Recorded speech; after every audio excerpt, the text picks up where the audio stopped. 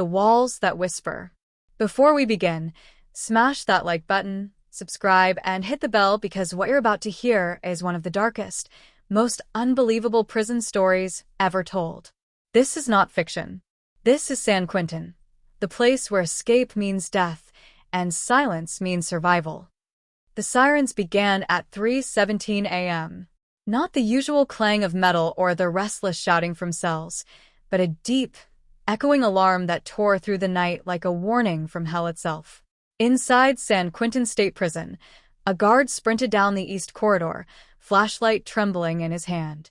The concrete walls, cracked, stained, and dripping with years of sweat and secrets, seemed to close in tighter with every step. Block C breach. Repeat, Block C breach. The radio squawked as floodlights snapped on, bathing the courtyard in a cold, white glare. No one ever broke out of San Quentin.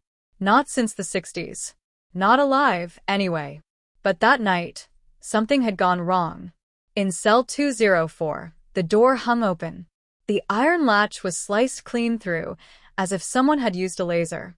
Inside, the bed was perfectly made, untouched. On the wall, written in soot and blood, were 5 chilling words. "You can't keep me here."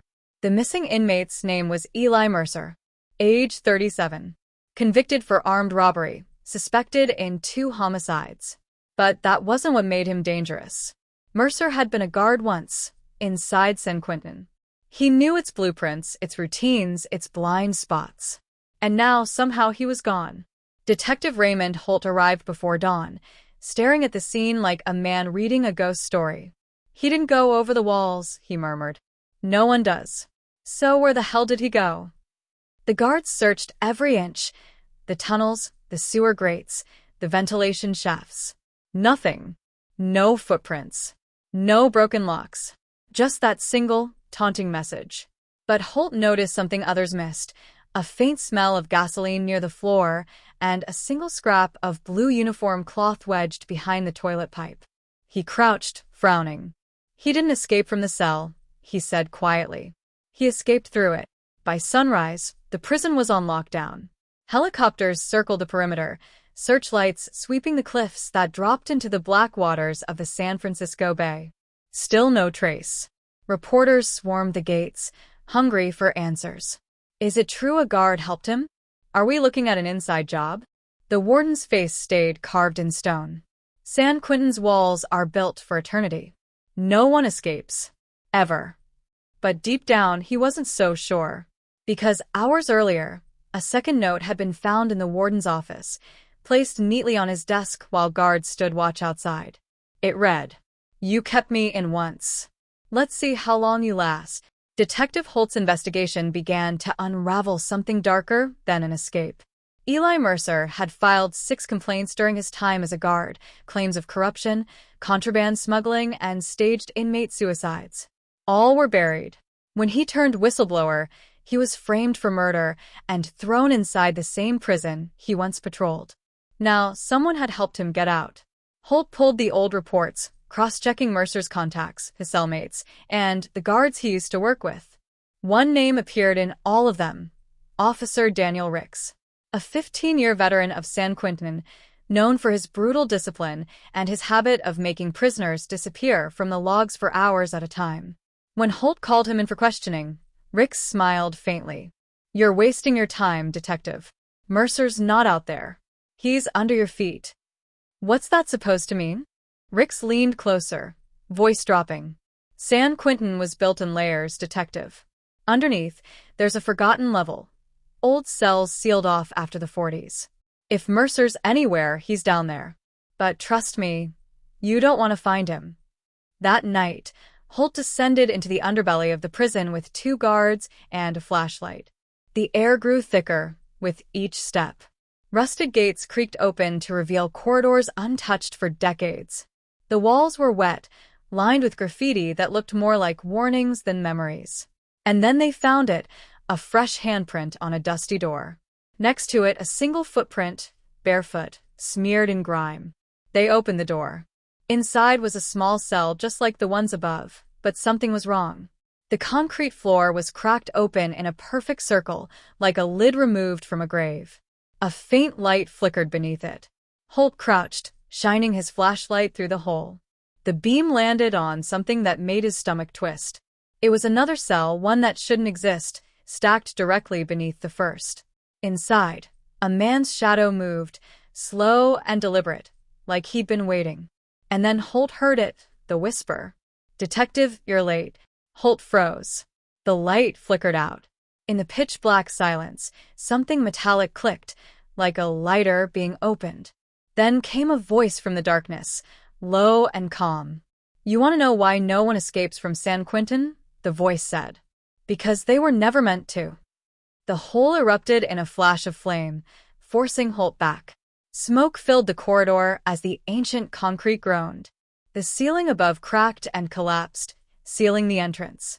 When the guards finally pulled Holt out, coughing and half-conscious, the lower level was gone, buried under tons of rubble.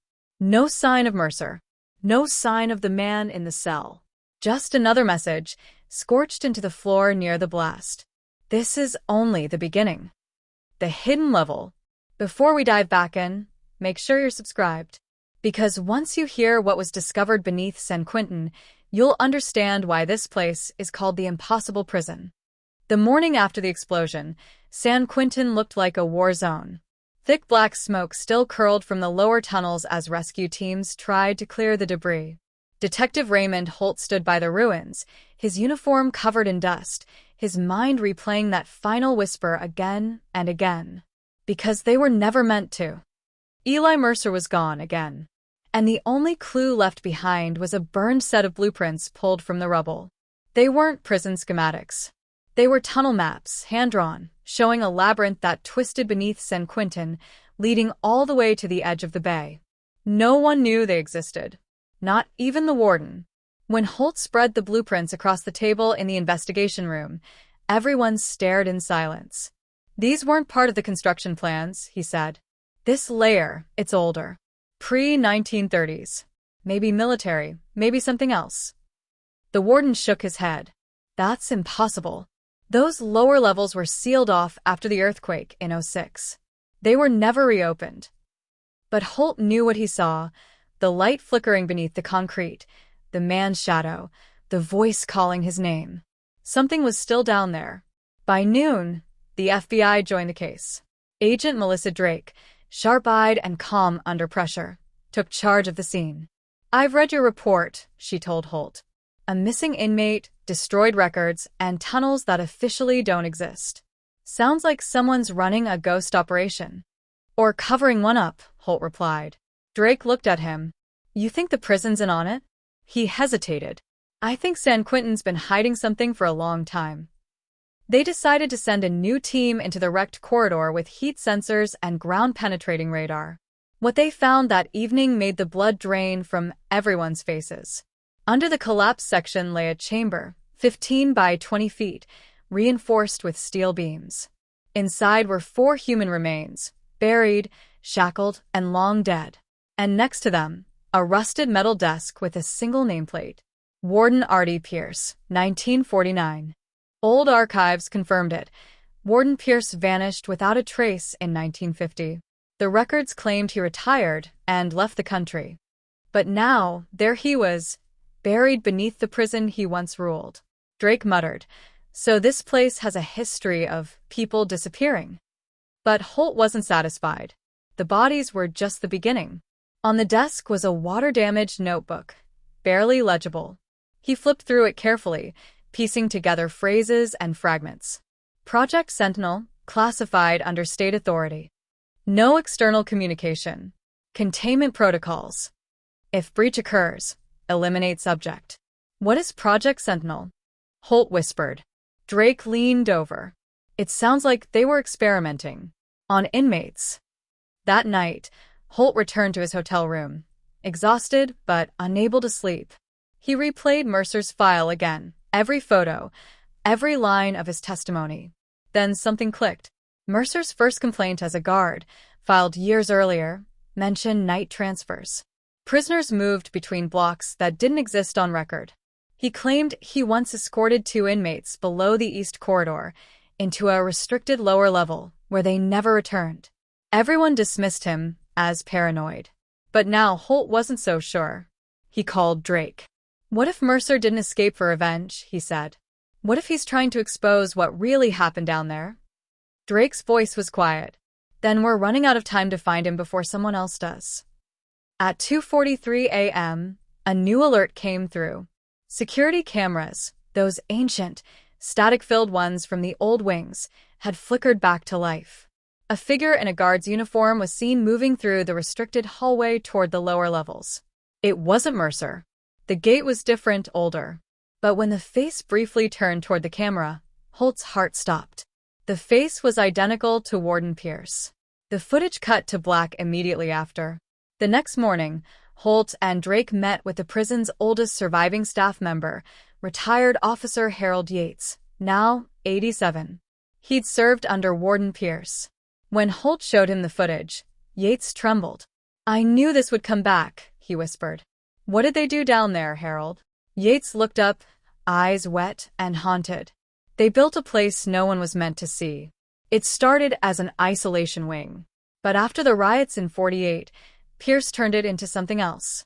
They called it the Quiet Block. No sound, no sunlight. Once you went in, you didn't come out." Drake frowned. "Why?" "To keep them silent," Yates said. "The prisoners who knew too much. The guards who asked the wrong questions. It wasn't a prison anymore. It was a burial ground." That night, Holt received an anonymous envelope slipped under his door.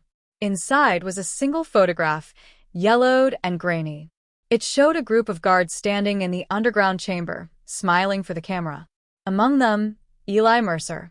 But the date on the photo read 1949. Holt stared at it, disbelieving.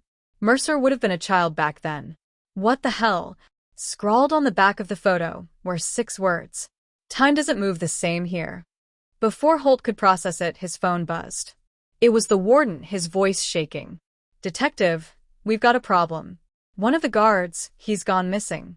And the last place his keycard was used was in the Quiet Block."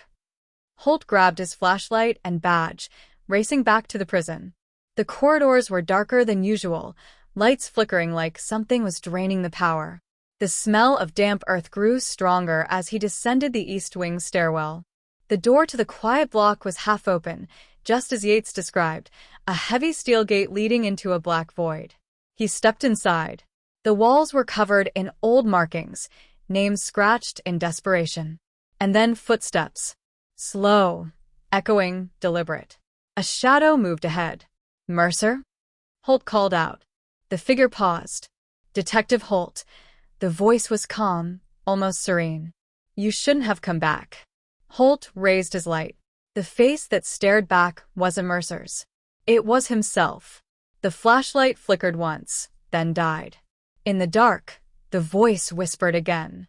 "San Quentin doesn't let anyone go, Detective. Not even you. The prison that watches back." Before we uncover the truth, hit that subscribe button. What you're about to hear will make you question everything you thought you knew about San Quentin. Detective Raymond Holt didn't remember losing consciousness. When he opened his eyes, he was lying on a cold concrete floor alone, deep beneath San Quentin. The air was heavy with a metallic scent of rust and something else, something he couldn't name. His flashlight lay cracked beside him, flickering weakly across walls lined with pipes and decaying tiles. He pushed himself up slowly. His head throbbed. In the distance, a faint hum pulsed through the walls, steady, mechanical, rhythmic, like a heartbeat. He was still in the Quiet Block. But this wasn't the same hallway he'd entered. The air felt older here, untouched for decades. And as Holt moved through the passage, he saw it a long corridor of cell doors, each numbered, each rusted shut. He brushed away the dust on one, C7, and shined his light through the small barred window. A chair. Chains. And writing scratched into the concrete wall. "We're still here." Suddenly, his radio crackled. Holt, can you hear me?" It was Agent Drake's voice, faint but desperate. "Drake, I'm here," he said, his voice echoing. "I'm underground. Something's wrong." "We've been tracking your signal," she said. "But it doesn't make sense. You're moving through a sector that isn't in the blueprints. It's..." Static swallowed the rest. "Drake. Nothing." The hum in the walls grew louder. Holt turned the next corner and froze. There, in the center of a vast underground chamber, was an entire control room. Dozens of old monitors flickered with grainy black and white footage. Prison corridors, cells, the yard. Cameras that had been offline for decades were now alive again. And, on one of the screens, he saw himself. Walking. Right where he was standing. Only, the footage was delayed. 10 seconds behind. He turned around. The hallway behind him was empty. Then, a moment later, the monitor showed someone appearing behind him in the frame, just out of focus. A man in a guard's uniform. Eli Mercer. The room went cold. Holt's breath fogged as he stepped backward. A faint voice came through the speakers, distorted, mechanical, looping over and over. "No one escapes. No one escapes. No one escapes." "Mercer," Holt shouted. "What is this place?" The voice from the shadows answered calmly. "The end of the line, detective." Mercer stepped forward, his face pale under the flickering lights, his eyes hollow but alive. "You shouldn't have come here. They don't like visitors." "Who's they?" Holt demanded. Mercer smiled faintly. "The ones who built this place. The ones who made sure no one ever left." Mercer explained everything. In 1947, Warden R.D. Pierce launched Project Sentinel, a secret government contract disguised under the prison's renovation budget. The goal? Test a new kind of surveillance system that could predict and prevent prisoner escapes. It wasn't just cameras, it was behavioral tracking. Sensors embedded in walls, microphones tuned to heartbeats, and later, neurological implants tested on inmates under the guise of medical correction. But the technology malfunctioned. The system began recording not just movements, but memories. The walls remembered. The corridors replayed moments from the past. And those who worked on the project, guards, doctors, even Pierce himself, became part of the data. Their consciousness was copied, trapped in the surveillance system that ran endlessly beneath San Quentin. Project Sentinel never stopped, Mercer said. It's still running. Every time someone disappears, every time the lights flicker, it's not ghosts. It's echoes. The system replays them. It learns from them. Holt's stomach twisted. "So, that's what happened to you." "I try to shut it down," Mercer said. "But it doesn't let go. Once it scans you, you're part of it. That's why no one escapes." Suddenly, the monitors began to glitch. The video feeds shifted rapidly between time periods, prison riots, executions, solitary confinement. Faces screamed silently in static. Then, all the screens froze on a single image. Holt standing in the quiet block, looking directly into the camera. Only he wasn't holding a flashlight. He was wearing a guard's uniform, and the name tag read, R.D. Pierce. Mercer looked at him sadly. "You still don't get it, do you?" Holt backed away. "What are you saying?" "You've been here before. You're part of the system. That's why it called you back." "No." "I'm not." The hum in the walls turned deafening. Lights burst above them. The floor shook as alarms blared through the chamber. Mercer shouted, "It's resetting. It's trying to rewrite us, run." They sprinted toward the stairwell, but the hallway began collapsing, steel beams groaning as the facility sealed itself. Holt turned, reaching for Mercer, only to see him fade, dissolving like static. "Eli, tell them the truth." Mercer's voice echoed faintly. "Tell them we never left." Holt stumbled up the corridor, fighting through smoke and falling debris. He burst through the final steel door and collapsed onto the cold floor of the upper level. Guards rushed in, pulling him out, shouting orders. The warden, pale and trembling, demanded answers. But Holt couldn't speak. He looked down at his hands, cut, burned, trembling. On his wrist, faintly glowing under the grime, was a small implant chip. Project Sentinel active. Weeks later, the official report stated that Detective Holt had suffered a mental breakdown caused by toxic gas exposure during the investigation. The quiet block was sealed permanently. But the prison cameras still recorded movement in that area at night. A lone figure in uniform, walking the corridor, flashlight in hand, checking cells that no longer exist. And if you listen closely, beneath the hum of the security feed, you can hear a whisper looping through the static. San Quentin doesn't let anyone go. They say every camera in the prison still connects to a hidden server no one can locate. And sometimes, when the power flickers, someone's face appears on the screen. Not a prisoner, not a guard, but someone who was never supposed to be there. If you thought the story was intense, you're not ready for the next one. Hit subscribe so you don't miss it, because in the world of real crime, sometimes the prison isn't the bars, it's the memory that won't let you out.